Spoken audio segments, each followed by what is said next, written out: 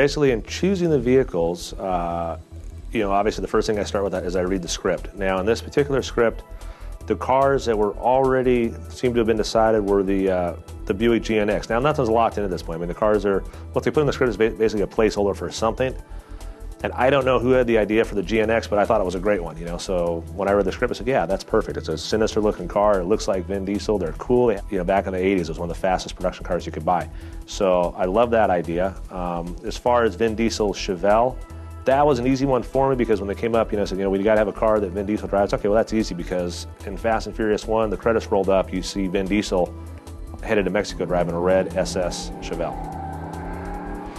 And the Charger's a given, obviously, from Fast and Furious 1.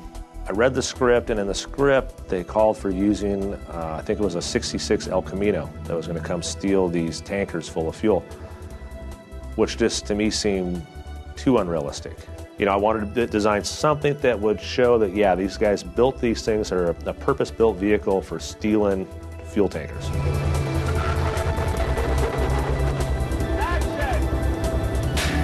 All the other cars, what I'll do typically is I'll pick out, say, my top 3 favorites and bring some photos in. It's a challenge. It's hard to get everybody to agree on one car. I usually give them, these are cars that would be good for this scene. These are cars that would be good for this scene. It's just basically a process of elimination. You just narrow them down to everybody's favorite because you have to have you want to have that variety of cars, which is something else we try to accomplish. We try to have cars in the film that will appeal to, all types, that are going to go see the film. So, you got German cars, Japanese cars, the muscle cars, the off-road stuff. I'll usually do my best not to sabotage myself, and by picking cars that 1, fit the budget, 2, are obtainable, and then 3 are, easy to work on and will be capable of doing what's required. My personal favorites would be the trucks in the opening sequence. I don't know why I always wanted to build a truck with 3 axles, so then boom, my opportunity came up and we did it, and that was my favorite one. Then we ended up building the Hans pickup, which was a 67 Chevy truck, and we actually installed a 10-ton rear axle in the thing, like out of a big rig truck. And it just had a really cool look, a real hot rod, just very different. Something you don't see ever. That's probably my favorite.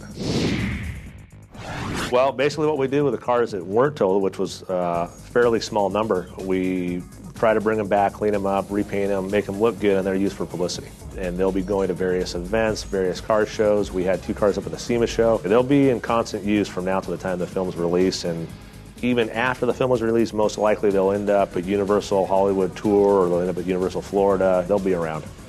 And other than that, the rest of them just basically turned into scrap metal.